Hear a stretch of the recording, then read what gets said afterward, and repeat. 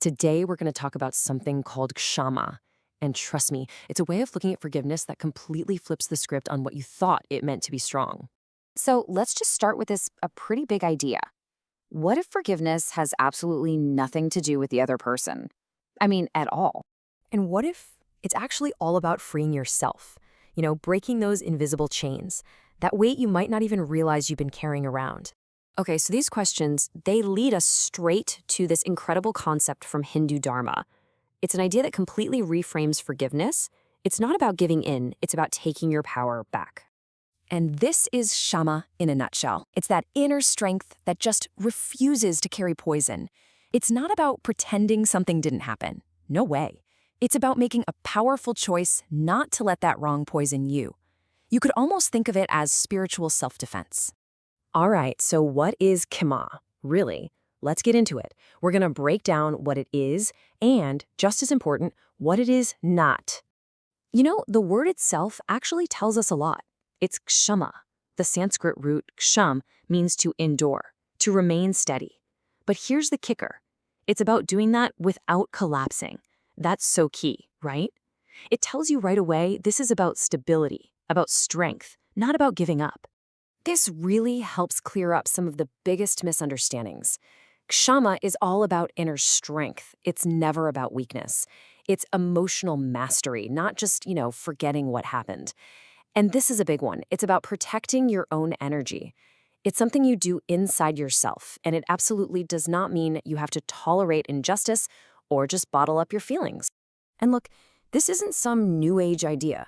Kṣamā is a core virtue, and it's been around for thousands of years in some of the most foundational Hindu texts, like the Mahābhārata and the Dharma Shāstras. I mean, the Bhagavad Gita even calls it a divine quality. That's how important it is. It's a sign of wisdom and true strength. Okay, so the theory is great, right? But what does this actually look like in real life? Well, let's dive into one of the most powerful stories about forgiveness ever told to see Kṣamā in action. So this story comes from the epic The Mahābhārata, and we're talking about its hero, King Yudhiṣṭhira. He's basically the poster child for Dharma, for doing the right thing, and for Kṣamā. But listen, to really get how strong this guy was, you have to understand what he lost. I mean, his own cousins betrayed him. He lost his entire kingdom. He was humiliated in front of everyone. And then he was forced into exile for 13 years. Just imagine that. He lost absolutely everything. And yet, after all that, after a huge, devastating war to get back what was his, he chose not to get revenge. And you have to ask why. Well, his reasoning is the very heart of Kṣamā. He said, hatred prolongs suffering. He understood that revenge wouldn't end his pain. It would just keep it going. For him, the right path, the path of Dharma, was about closure, not getting stuck in that endless cycle of payback. And that story, it just perfectly captures the whole idea, doesn't it? His act of forgiveness wasn't some big, loud announcement. It was quiet. It was internal. It was this incredible act of moral courage. True strength, but without all the noise. So, how do we take this amazing ancient idea and actually use it in our own lives today? Well, let's break down how you can turn Kṣamā into a real, practical discipline. Okay, so practicing Kṣamā is a kind of quiet work you do on yourself. First step, just pause. Before you react, just stop. Step 2, be honest with yourself about the pain. Name it. Step 3, you gotta let go of that need to win the argument or the emotional battle. Step 4 is about setting boundaries, but here's the key. You do it without bitterness, to protect yourself, not to punish them. And finally, maybe the most important part of all, remember you are doing this for your peace, not for them, not to make them comfortable. And when you start doing this, something really powerful starts to happen.